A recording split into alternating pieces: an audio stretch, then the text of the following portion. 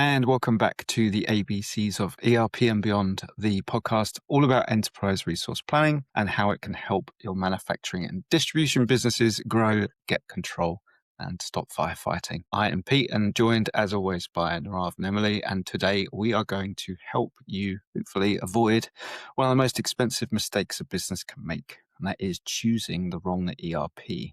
How would you go around choosing the right one for you? And it happens more than you think. A company can sit through a slick sales demo, a tech demo, falls for the system that looks great, and signs the deal and spends the next few years regretting it. And it's not because the software itself was bad, but because they never worked out what they actually needed first. So today we are walking through some of the steps to get this right, from everything from the pain that's really driving the decision all the way to the research that stops you buying the wrong thing. So as ever, let's get straight into it. Welcome both. Thank you, Hello. Pete. So we've spoken on prior episodes around, what the pitfalls of choosing the wrong one, how you decide to upgrade or migrate, and we keep floating around this whole idea of choosing an ERP. We even covered things like what to ask your potential vendor, what questions to pose to them before you buy their software, but we've never really done one specifically around how to choose an ERP from both sides. I think this is the first episode where we're going to be discussing the two sides of it. One is more inward looking at your business, how it's operating, what pain points it's going through, what kind of complexities it has, inward reflection. And then also looking at the market, looking at the ERP market. What tools are there to help businesses that are looking for an ERP? What tools there are available to see and compare and pit each ERP against each other before you even start to have to engage, with vendors and send that email. And of course, it's one of those things that I'm sure every business, as soon as they sign up to a newsletter of some ERP consultancy company, they get bombarded like, your email starts to propagate around. And, it's one of those things where for me, it's always the tech demo. It's almost meaningless, right? Because it's going to often be on tech demo data. It's going to work. It's easy to show something flashy and look, 2 clicks and I'm done. Month end is closed in 10 seconds. It's never like that. Never like that. And it's so surprising to me how many companies still get duped by this. So let's use today's episode to once and for all go, right, listen to this episode. Go through this and you should have success. So I think we should start with that inward looking and speak about, why do you need an ERP? Why are you even looking for an ERP? So what kind of indicators are there for a business before they even start doing anything else? What do they need to first think about when they're looking for, or they think they need an ERP? My experience is usually kind of all for the same reason. So maybe I can share that, and then Nirav can probably share some more interesting ones as he's on uh, the consultant side. So I think for one, this episode should be used as hopefully a little bit of a resource before you go to a ERP agnostic company that can, says they can help you decide. They'll do the consulting for you. I think that's perfectly fine. But I do think we can maybe jump to it a little too quickly, when actually you can look at yourself, research the market. If you have the confidence to do that and the time and the ability to do that, then why can't you select your own? So yes, why do you need a new ERP in the first place? The main experience of mine is we have a really old one. Is that necessarily a problem in and of itself? Probably, because if it's end of life support, perhaps you haven't been doing your upgrades, then you're going to run into cybersecurity risks. You probably have a bunch of customizations because functionality that's available now as standards was not available then as standard, could be niche. So, any changes that you need, support that you need, it's a dwindling pool of people about to retire who are the only people who can support you any longer. Lots of reasons why your old system is not fit for purpose anymore. For me, I often see it's loss of knowledge. It's just not easy to get support. And we're a business who wants to drive forward, make changes, automations, do better things with data, whatever, and we're stuck with these old old things, all of these integrations sitting on old servers. That is the main reason I see in my own role to move towards a new ERP. Yeah, I think, Emily, really good points there. From the other side of it, when we see customers looking at, new ERP systems, we kind of see a lot of different reasons. There's takeovers, mergers, acquisitions, where more or less the new company that's bought a company that realized that this company needs an ERP system, and they're out there getting them, looking out there in the market for an ERP system, or they have one. Turnover of the C-suite, potentially, like someone important's in there, and like you mentioned, is they just had this aha moment that what they're doing right now is taking too long, or their employees are upset, or there's some real big driving internal force that's like, there has to be a better way. So then they go out to market and start looking for ERP. Right. There's Google searches, obviously with AI now, you're looking at AI, and I'll be, quite honest here, that most customers are pretty well educated just through their own kind of research that they're doing. Right. And they are trying to ask the right questions when it comes to AI. They're trying to ask AI, what would be the right fit for me? What budget would I look at? Because an ERP project for any company is one time every 20 or 30 years, right? So when you have to go through it, you really don't know where to start. So there's some, really great tools out there that, get them going, get them to understand where ERP kind of fits in the landscape right now from a technology perspective. But, once they get through the hurdle of, okay, yes, it's confirmed we need one because of X, Y, and Z reasons, or whoever is driving the conversation has convinced everybody else that they need one. And what's the rough estimate, right? And I'm not a big fan of all the estimators out there on the internet. They could be a little shaky because they don't know exactly your business process. They don't know exactly the number of SKUs you have. They don't know exactly, what your users are like. So that, I would say just kind of take that as a grain of salt when you're looking at that, but find something that's really aligned with your business processes. And if you just focus on the SMB, husband and wife business, 10 million, 15 million, let's say even up to like 75 million, there's an aha moment. Maybe whoever's listening out there is having that moment right now, like, holy crap, we've been running a certain way for a certain time, and we are about to grow another 20%. And what we're doing now, it's just not going to cut it. My team is going to be pissed. We're not going to get the information we need to service our customers correctly. We're going to have late orders, whatever that is, right? That's usually what I feel is the driver when we get into conversations like, hey, there's this one problem or two problems, like we need to solve this. But then that also allows them to solve other problems when they start working with an ERP partner, and they say, oh, wait, I could also do this. I could also do that. So, I've seen it across the board why these initiatives kind of take off in a business, but they are, I think, all, like you said, for the right reasons. At the end, I don't think I've seen a bad reason to get an ERP or choose an ERP system, right? They're not saying, oh yeah, we just implemented last year and we're going to implement another one just because we had so much fun. So we want to do it one more time. So I haven't never heard that out there, but at the same, but what I have heard is all legitimate business reasons. And, there's a lot of obviously misinformation out there too, that, where someone will say, yes, I need an ERP system. They'll read something like, oh, wait a minute. Nope, I can't do an ERP system right now. So then they fall back to what they're doing right away. So yeah, there's a lot of things that here that we're going to probably discuss and go through, but, and, a lot of these don't have ERP. A lot of these customers don't have ERP systems right now. And to be another fun fact, a lot of these customers don't even know what ERP is right now. In our industry, we use acronyms everywhere, right? ERP, Enterprise Resource Planning, could also be known as Management Information Systems, AKA could also be known as Business Information Systems, right?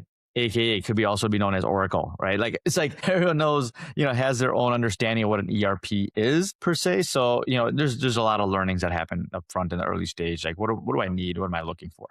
I'm going to pick a little bit on your comment about there's not a bad reason to choose an ERP, because if I think about me making a business case, I've done my assessment of all the ERPs and I'm making a proposal for one, and then I need to say, or at least know, have it in my pocket, why I haven't chosen other ERPs. Because you might find you say, oh, we're going to go to QAD, or we're going to go to Acumatica, Business Central, Epicor, SAP, whatever, there will always be people saying, oh, but what about this one? What about Dynamics? What about, whatever? They're gonna ask about other ones. So you need to have your answer as to why, actually we've assessed that one as either not suitable for us or not as good for these reasons. Your other option is, well, what if we didn't move ERP? What if we didn't get a new ERP? What if we didn't migrate? That's also can be a solid choice. So you really need to really have it locked down what we're talking about now, which is why do you need a new system? Because there could be, you could have a business complaining, all of our data is a mess. We don't know, what's up and what's down because, the data is just horrendous. We've not maintained it for years. We just want to start fresh. Well, it doesn't work that way. You still have to clean up your data for the new system. All of that master data needs to be clean. Your transaction, you can't have open transactions from 10 years ago just because you haven't done that cleanup. All of the things that you will do as parts of the project that you can sort of tout as, oh, this is part of our return on investment. Our data will be clean. We'll have these nice, clean new processes. I would always challenge, well, can you do those things anyway if we don't change ERP? Can you simplify your processes? Can you clean up your data? Maybe you can. Maybe you can, but it's not worth it because it would be prohibitively expensive, but worth thinking about. Always consider as well, well, what if we don't? What if we do nothing? Right. To add on to that point also is when you're considering the reasons why, I think a lot of those are just symptoms, right? If you say, well, it's old, it's expensive, doesn't do what we need. That's not really the genuine reason. I think it's one of those kind of questions you've got to ask yourself of what does the ERP, what can I not do today and what's costing me money because I can't do it, right? So, and as you said, the value of doing nothing, if it is, oh, it's old and our data's shit, well, go and clean it up. You don't need a new ERP for that. What can you not do today that's costing you money that will justify the need to have an ERP or to move to a new ERP? I don't think old is one of those reasons because, I think we've said before, right? You could be on a 15-year-old system that does the job absolutely fine. It's not, it's the fit. It's not the age of the system. It's does it fit your business now? And, if you are in a business where everything's hunky-dory, right? Everything's great. Margins are brilliant. People still love our products offering. That's it. We just need to keep continuing to sell. A lot of businesses aren't in that position. They're either SMB and they're growing. They might grow out of their ERP and it's no longer suitable for them. They could be shrinking. It could be an old manufacturer that's winding down, closing down. That's, it's still got enough years that there's traction in the company, but I don't need this massive system anymore. I just need something more simple. Or it could be that, your product life cycles have changed so much since the first ERP that now your products are different, your customers are different. Those customers are sold to in a different fashion. Or those products now are better suited for e-commerce rather than, a straight manufacturing setup straight to the customer. And now they're buying maybe on an Amazon shop front instead. Well, that changes the picture, right? So for me, it all comes back down to this fit. Does your system right now fit the business that you operate? Combine that with what can I not do now? I think those are the kind of questions that when you find the answers to, that will give you the why behind it. Because it's not a cut. It's 15 years old. That means we need a new one. Good summary. Yeah. So that leads us on to the next one. Know who you are. So size, industry, I think that probably starts to draw up maybe a short list. As soon as you know your size, then immediately some ERP comes straight off the table, right? I'm just doing a little bit of manufacturing. Cool. You don't need F&O. So know who you are. Let's throw this one out there.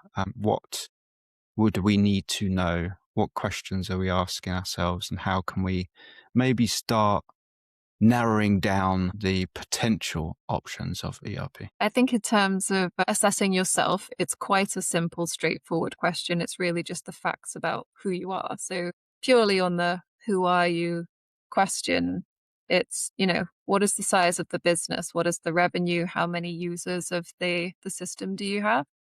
Not necessarily how many employees, because they might not all be using the system. It depends on what you do. How many sites do you have? Are you in multiple countries? What industry are you in? It's gathering that group of facts and then taking that out to the different ERP systems and assessing them on that basis. And for me, that's as simple as that part is. Yeah, I think knowing who you are, knowing your revenue, knowing your specific regulations, compliance, knowing your people, right? What are they capable of? What are they not capable of? Are all important points in this assessment of what you're doing. Like, do you have somebody in the warehouse that's not going to be interested in doing this change, right? And if that's where you're trying to make the most improvements, I don't know. I think that then is not, probably not the right move right now, unless you get that person on board, or like your regulations going through a lot of change. Like, let's say you're a manufacturer of something in cannabis, for example, right? And you think you have a good process, you want an ERP system, but there's so many changes out there. Like, anything you buy right now might be outdated or not be sufficient for the next year, next 6 months. Right? How far forward can you look when you are knowing who you are, what you need to continue to grow with the right system? Is, you're looking for X number of customers in a specific industry. And, probably this is more of like a overarching comment. Like, when you're first trying to choose an ERP, don't choose it based off of cost. Don't look at it based off of cost. Look at it based off of how it can meet your business needs, and then start kind of floating in the costs as you're going through the process, because that could really easily skew you down the wrong road. And now you're looking at systems that you have no business of looking at. It's not meant for your business, not meant for your industry, and you're just kind of focused on the cost aspect of it, right? The ROI is not the first year of ERP. The ROI of ERP is year 3, year 4, year 5, year 6, and beyond, and how quickly your business should grow and which markets you could get into to get more business. So that always, I feel like that message isn't followed as closely in the choose an ERP in that stage when you're trying to get to your first ERP or second ERP. So that's kind of the points that I would add, from a consultant perspective. I would also add that this doesn't mean I will just get like a general purpose ERP. You need to know who you are. You need to know your market. You need to fully understand that and find a system that's more catered towards that. So there's a reason why Acumatica come out with different editions. As much as, the foundational framework is general purpose, right? Everything ships with finance, for example, but they come out with different editions, like manufacturing edition, because it comes with BOM management and everything that a manufacturing business would need. So I would say make sure you fully know who you are, because this will also help you find what's potentially available and also discount some of them as well. So, another example would be something like QAD, massive in the automotive industry, because it's kind of an ERP built for automotive based customers. So I would definitely advocate for people spending the time inward looking on this stuff, because you don't want to get to the point where you're just like exhausted and go, I will just find something that kind of, does a bit of everything, because they tend to not be good at anything. Right. Yeah, exactly. And find the right fit first, then look at cost. I feel like that doesn't get understood properly. Everyone just looks at cost before they even look at functionality, which I think sometimes, like, why does it feels so backwards? Like, this is a decision you're making for like 20 or 30 years. Why wouldn't you want to make sure like it's right the first time, right? Like, you're about to get married and you want to find the right partner for the rest of your life. You're not going to say, well, how much is this partner going to be making for me? And then I go for, well, then I'll take care of this if this partner's going to take care of me or not. Like, well, it's just like, when it comes to ERP software, it just gets flipped on its head sometimes. I don't know why, but because people look at software, right? They're like, oh, it's just software. I just journal entries. I'm doing QuickBooks, right? Everyone thinks it's just easy. Like, I could do everything you can, but then when they get into the wrong software, now it's painful to get out, and it's going to cost you double, triple than what you're going to spend at the end of the day. So I think we could highlight, why is this important? Why do you need to know who you are? It's because not all ERP systems are made the same, and they're aimed at different industries and businesses. They have different key functionalities that they're rated highly for. So that's that is the reason behind it. I think I noted during, Pete's made a couple of jokes, don't choose F&O, haha. But why? It's because they're not all made the same and they're aimed at different things. So that's why you need to know who you are. And then I think that leads us nicely into the next point on know your processes. This is huge. This is probably, for me, more important than the first one, or at least you should spend more time on this one, because any ERP digitizes your processes, as good or as bad as they are. And most ERP can do whatever you want them to do. They can be set up to do it, good or bad. And I think without knowing your processes, you're going to end up overspending, going over the time frame for it. It's still not going to solve all of your problems that you think you're experiencing right now. And I really think it's one of these tests that you need to do with your business. If you're in a position where you can't describe your business processes without opening up your ERP system, you don't know your processes. You know your software. You can't articulate actually the business processes. I think it's so crucial because this is an opportunity to have a bit of a reset, be able to clean out the old ways of doing things. And now it's just the way that we've always done it. It's an opportunity to have a bit of a cleanup of the house. So everything is a win-win. The odds are heavily stacked in your favor if you take lots of time out to fully document, understand your processes. And again, going back to Emily's point earlier on, what if we do nothing? What if ERP isn't on the table? There's probably a whole load of cleanup you can do. And I'm not just talking about closing out old invoices that are still open or stuck sales orders that have been orphaned somehow. I'm saying a proper cleanup of processes. Map out your processes. Why are you still doing this? Why are you printing this paper? Why do you have to walk this thing from here to this part of the factory? I think it's a great opportunity. One, choose the right ERP, which is obviously what we're discussing now, but also to ensure that once you've chosen the right ERP, when you do get to that year 4, year 5, and you're looking at the ROI of choosing that ERP, it's going to compound. The amount of effort you do up front on fully understanding and documenting your processes, choosing the right ERP based on that, aligning that ERP to these cleaned processes, you're going to have so much more ROI in year 4 and 5. There's just so much benefit from taking loads of time on this. That's one of the reasons why I think it's probably the most important one of the items we're discussing today. That's me. I'm done. My opinion has been thrown out there. Thank you for joining us on the ABCs of ERP.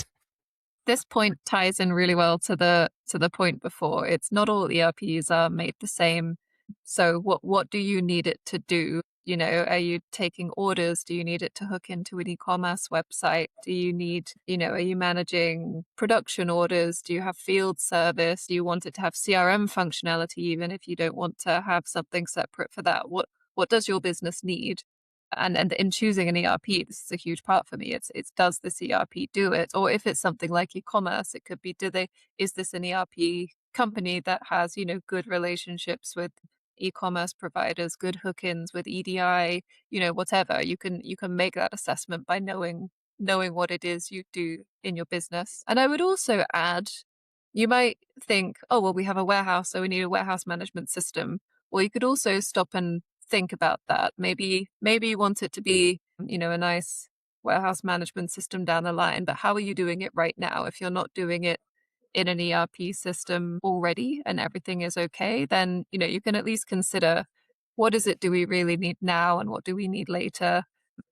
Do we have room to grow into this? Do we need this functionality at all?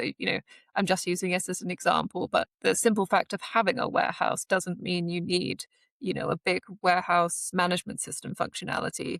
So it's knowing what your business does and what your processes are, but also understanding and doing the research of what does this look like in ERP and do we need that? Yeah. I have a approach on this that usually when a client would tell me, like, how do I know? Like, they know industry, they know general, like, yeah, we're an e-commerce merchant, we're a high volume shipping merchant, and we do electronic invoices, whatever, right? They know kind of like the basics. But when we get down to nitty gritty, I kind of ask them, like, instead of you asking questions internally, what do you do? I would ask, why do you do it? Let that project manager be that consultant internally to ask why you do something. Because then from that conversation, you get change. You get some moments where you say, yeah, this is probably not the right approach. Instead of a consultant like myself or our team come in there and we uncover that during a discovery, or we uncover that by the time it's too late. And I say that because by the time you select an ERP system, you're already set on the process that you want to implement for the most part, right? It's hard for a lot of people to change at that point. Like, this is what we do. We do this all the time. We need to be able to do the same thing in the system.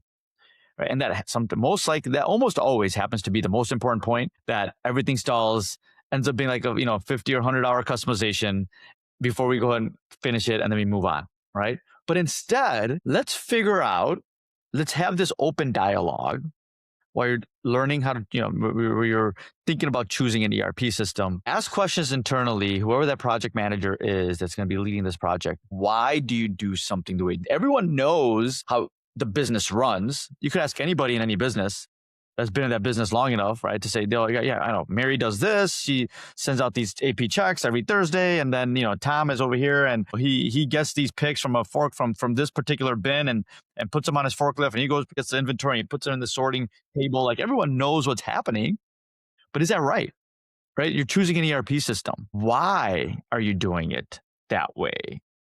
Become investigative and ask those hard questions. Like, can we change this? How do we like to change it?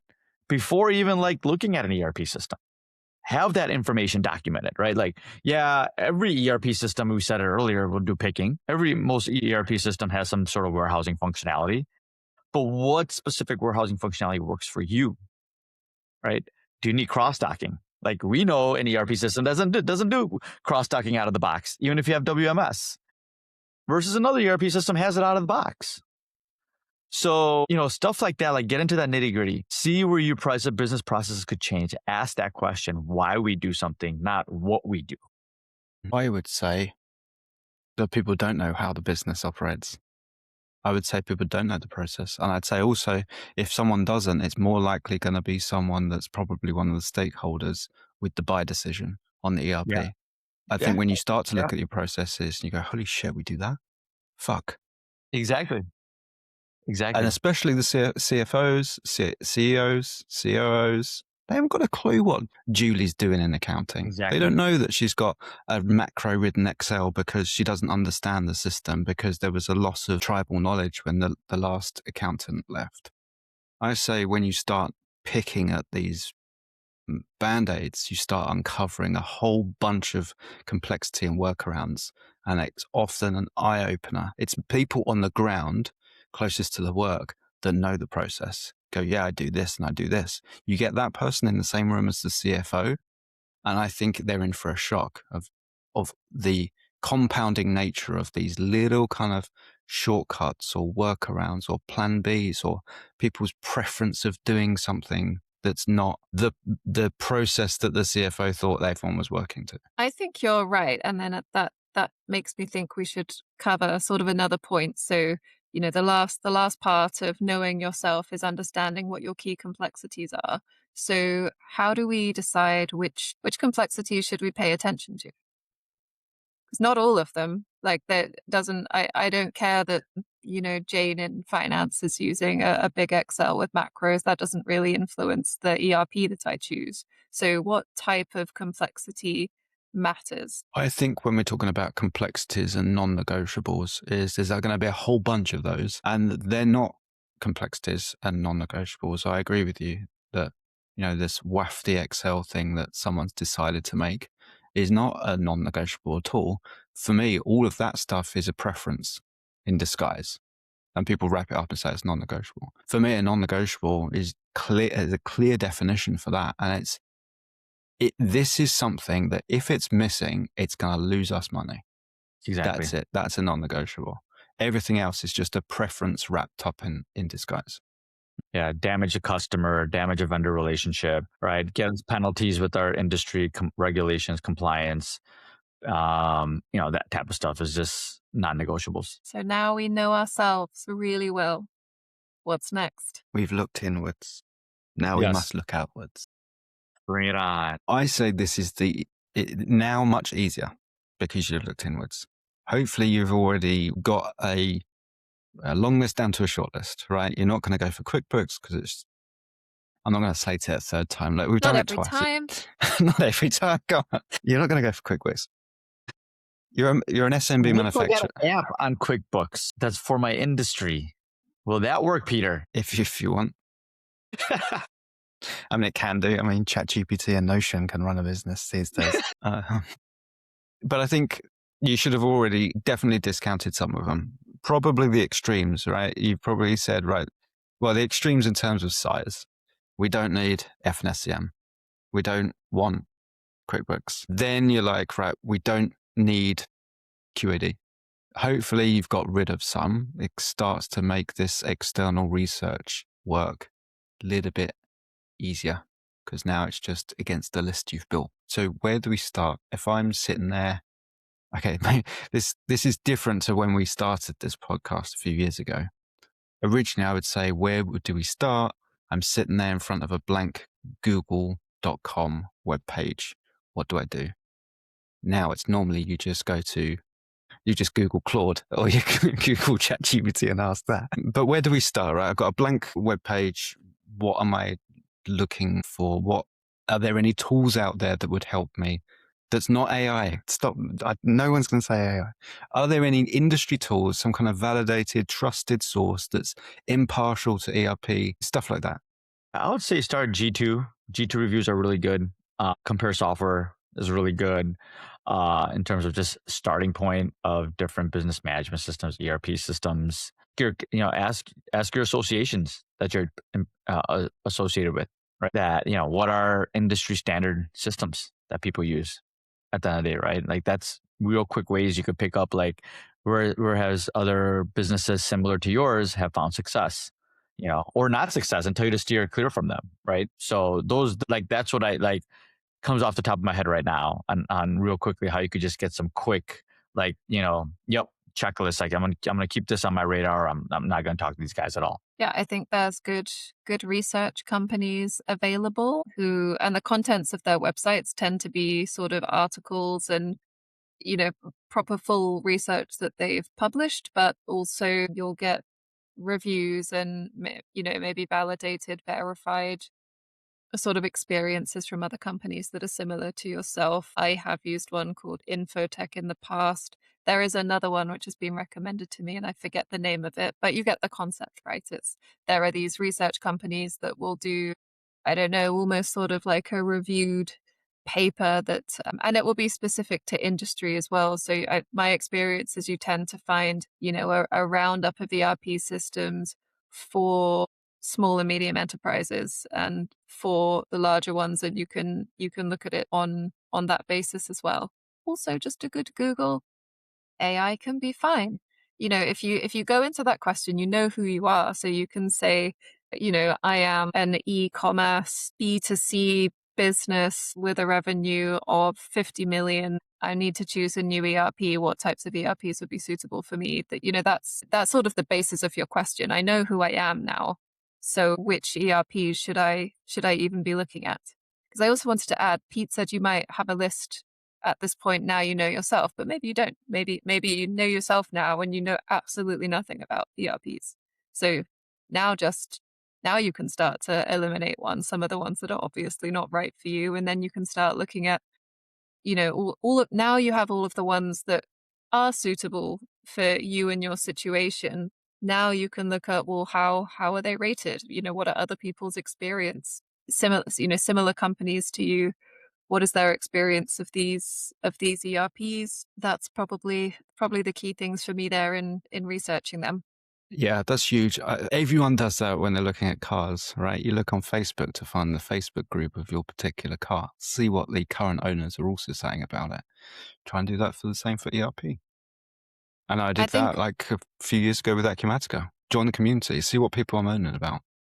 I think that's a really good point about what are people moaning about, because I think Reddit and, other kind of sysadmin things are really good as well, because you can see, what pain are the people going through that are supporting it, which is really, really useful as well.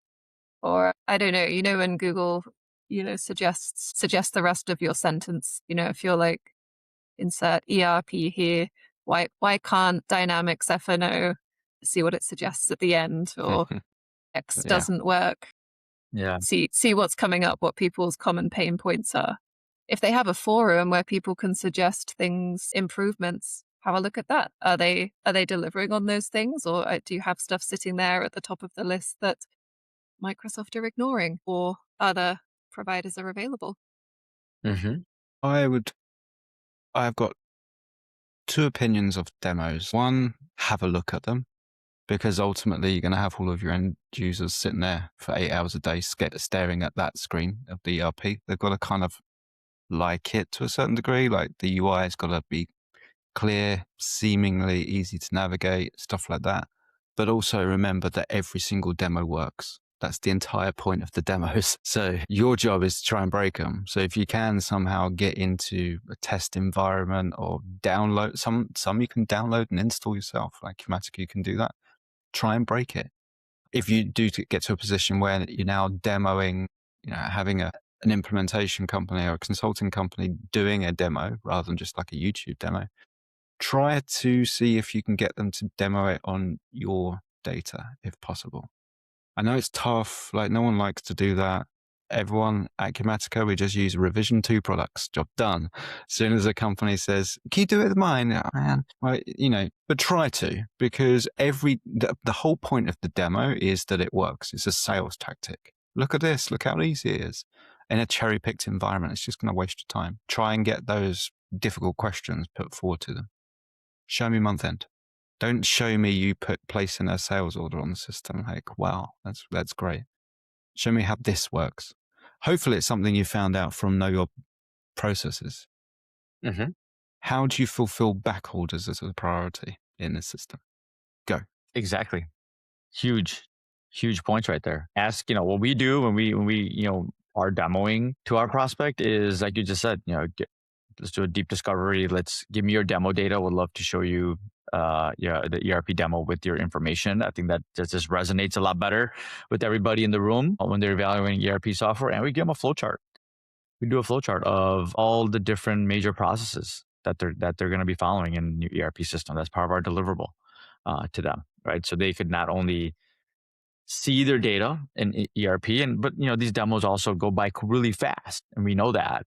You're spending maybe an hour or two, maybe you might do another 2 or 3 demos or whatever, but it goes by really fast, the demo stage. So we provide flowcharts around that, and obviously now with Teams and everything, you could get recordings of the demo and stuff. But we try to make it the more realistic as possible.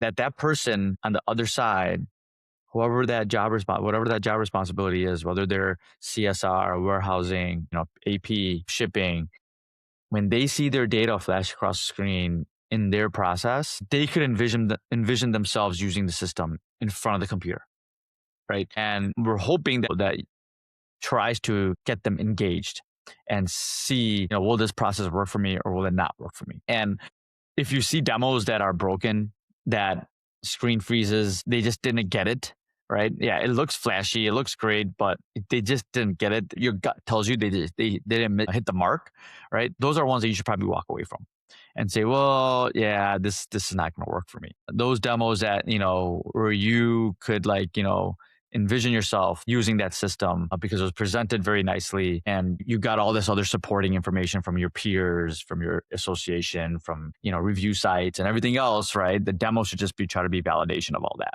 information that you've gathered up to that point. So demo is the biggest event in the whole sales cycle when it comes to choosing an ERP for you guys, right? And I would say try not to rely on YouTube demos.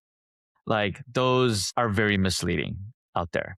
Personally, I don't put a lot of YouTube demos out there when it comes to specific industries. They're more generic in nature. But I would say, you could look at them just to get a flavor. Like, do you like the UI or do you like a basic order entry process or whatever it is? But the true demo the partner is going to give you is going to be the flavor that, will most likely be implemented in your environment. I agree that it's super important. And I found sometimes, you want a demo from somewhere and it's kind of impossible to get hold of a real person and you're only being directed toward videos. I don't really want to use implementation partners that I can't speak to. And I expect, to be honest, the absolute best of them during the sales process, because that's when they're trying to get my money. So if they can't be exceptional, then it's only going to get worse once I'm a customer of them. So getting those demos, if you can get some of your data or, anonymized data of yours to give examples of these key processes of yours that you've identified,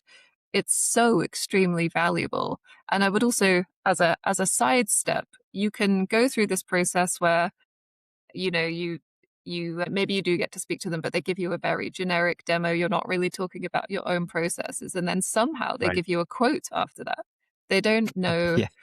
They don't know you or what that project is going to look like. It's definitely going to go, over budget if you didn't really get into any of the details, throughout that demo process. And so that's very important. And then I think that brings me nicely into the point when you're selecting an ERP, can you find a good implementation partner? Because maybe you can't. I have ruled out ERP systems in the past because I've, heard of companies within my network that have been struggling to find a decent partner, or maybe they're already on that particular ERP and they're struggling with their support and struggling to find new support. Well, in that case, I don't really want to waste my time trying to locate a good partner then. If my more experienced people in my network have been unable to, then fine, there's lots of other ERPs in the sea. So if I had a short list, if I've got it down to a short list, an ERP could easily make my short list just because I'm aware of a really good implementation partner that I could work with. Because more than one ERP will work for you, definitely. Like a lot of them, we've been talking about how they're not all made the same, but also to an extent, they're all ERP. They do similar stuff within reason. More than one will work for you. Maybe one is slightly better, but if you're going to get a bad implementation of that slightly better one, then it will not be slightly better. It's going to be worse for you. So really key point for me, for my short list should be a list of ERPs that I know I have a good implementation partner that I could use. Yeah, huge point. Huge point. Like, is that partner listening to you during the sales cycle? Is that partner understand? Can he talk your language? Can he put a lot of other solutions on the table for you? Meaning, other companies similar in your industry, like, how has that partner implemented processes? What other valuable information can he bring to the table for you outside of just the ERP implementation? Right. Will they So that say no to me is really important as well. I could give them 30K for some customization. I want them to tell me, no, you don't really need that, or that wouldn't be worth it. exactly. Yep. Exactly. Yeah, it's so critical. That relationship with the partner and the partner's relationship with the publisher as well, right? If that partner is selling, a solution, but they're kind of, don't have many customers on it, right? That's a problem. Or they're not certified in it, but they sell it, right? Like Business Central, for example, anybody could sell it. But you're buying Business Central from, let's say, a cybersecurity company, and they only have like 2 Business Central consultants. I don't know if that's probably the best approach, right? Maybe try to find a Business Central partner that has more or less like, 10, 15 employees, and that's all they focus in is the ERP, right? So it's also kind of, making sure that partner is going to be there anytime you call them, email them any single time, and they're going to be able to provide the support that you need. Yep. And with a lot of partners as well, you got to remember that it's not often that the person that's selling you the product is going to be the person implementing it as well. So been stung before with absolutely great, slick salesman, knows the product inside out, great demo, everything's clicking. This looks wonderful. Getting ready to sign the dotted line, and then it all falls apart. Project manager changes 3 times. The rest of the team just don't seem to know what is going on, and it falls apart. So, it's one of those things where you need to make sure that you find out who is going to be doing the implementing, who is the team is going to be for ongoing support, who's going to be doing the training, because it's not always going to be that slick salesman that's doing the nice polished demo that you don't really care about. And would also say as well, during that, hopefully it's not just the salesman on the call and you've got 2 or 3 other people, maybe an experienced implementer, maybe a consultant on there during that kind of initial kind of discussion. I would also say outside of the demo is fine. Going back to what you said, Nirav, is make sure they listen to you. And I think if you find yourself having a conversation with them, aside from the demo, because they're going to be doing lots of talking as they're showing you it, but if you see that they're doing 80% of the talking, it's no good. Don't go for them. They need to be listening to you, understanding your business. They're going to be considering whether the ERP is right. They cannot do that if they're talking at you, wasting your time with a PowerPoint presentation showing you companies you don't care about, then going, look at these wonderful companies we've done an implementation. I don't care. When are you going to ask me about my business? Exactly. Yeah, there's a lot of, you got to pick up on those red flags. Absolutely. And, if the demo is only 30 minutes, can you really see everything you need to see within 30 minutes, right? Right after the demo, you get a contract email to you. Like, were you even ready for that? This is a big deal, big deal.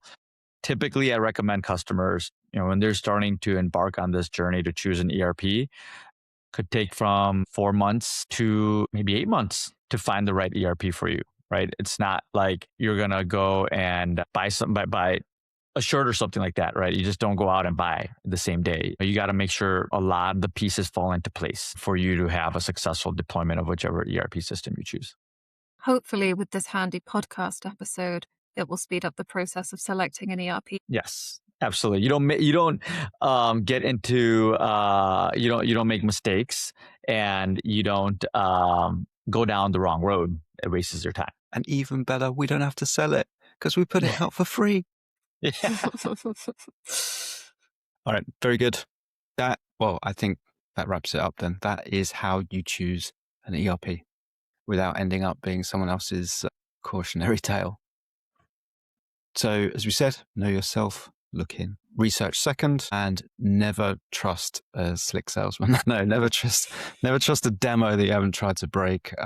So I hope that someone out there is listening and it's saving you from a bad decision you're about to make, or wish you'd heard this episode 3 years ago instead. So if that is you, make sure you like and subscribe. A new episode comes out every 2 weeks on Apple Podcasts, Spotify, every other major platform. And we also throw the video up on YouTube as well. So if you have a question or an ERP war story or an ERP shortlist, drop us a message wherever.